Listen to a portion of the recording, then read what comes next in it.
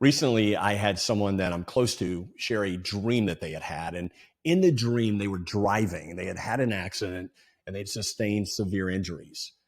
And I asked them, what do you think the dream meant? And they said, well, I was on my phone and distracted when the accident occurred. I think it's a sign for me to be more present in everything I do. And I've thought about that a lot. Being more present in everything we do. Being more present in everything we do. When I reflect, every one of the times I did something that could be considered exceptional, I was exceptionally present. Every one of the amazing moments in my life, I was amazingly present. I was there fully. I was tuned in and I had tuned out distractions. And today, being present it's just rare. It's like a superpower today. And being present prevents pitfalls. I've got a client that for 20 years, he's been a multiple seven-figure earner. And when we met, he was in a slump. His previous 2 years had been his lowest income years for the past 15 years. And it didn't take me asking too many questions before I learned what a big part of the problem was, because I learned that within moments of him waking up, he was on his phone. When he was exercising on his stationary bike, he was watching the news and writing emails. His computer made a sound to let him know when every email hit his inbox. His phone vibrated with every text that came in. His team interrupted his day with updates and questions, and he interrupted his team looking for updates and answers.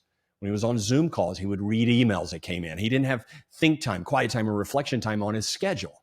He was always busy, and he considered himself a multitasker, which, if we're being honest, multitasking is the art of being average at several things at the same time and calling it productivity.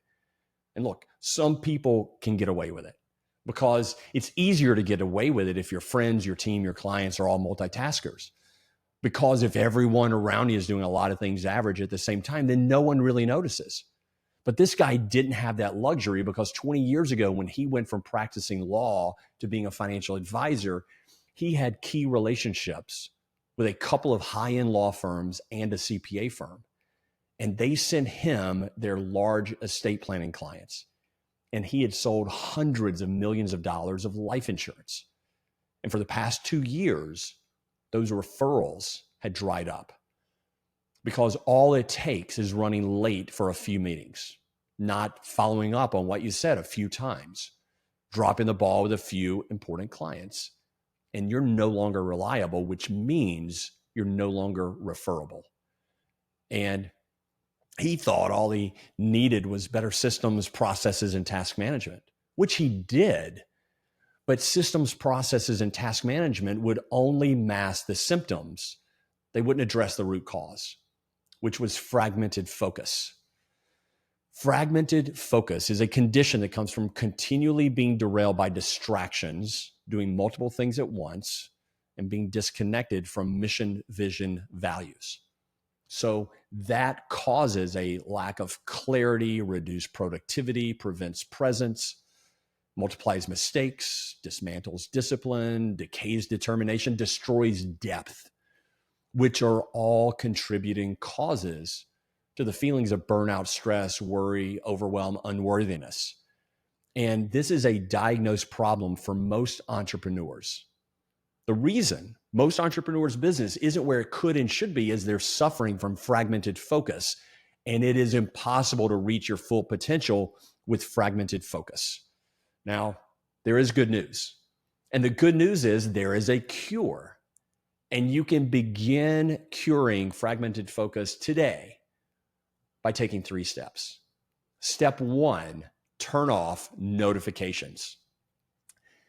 Notifications are the digital equivalent of a dripping faucet in the middle of the night. Notifications are the nonstop tapping of text tiny hammer, and they're destroying our concentration. Could you imagine Patrick Mahomes being in a game constantly being notified when someone was texting him or emailing him? Can you imagine a amazing Broadway actor or actress, a performer on stage being notified during their performance that someone wants their attention? People would walk out Those are professionals. You're a professional. In the business world, people don't walk out on you, they check out, which means you lose influence and impact.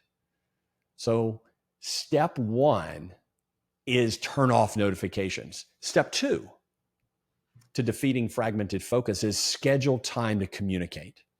In other words, set aside specific times for digital communication. Because by batching your email and your text correspondence into designated time blocks, this will boost your focus. It will cause you to be more present throughout the day, and you'll get way more done in much less time. And step three to curing fragmented focus is begin and end your day being silent and still. Being silent and still reduces stress, enhances concentration, boosts creativity, strengthens self-awareness, improves memory, enhances emotional health, lowers blood pressure, supports heart health, encourages mindfulness, and improves sleep.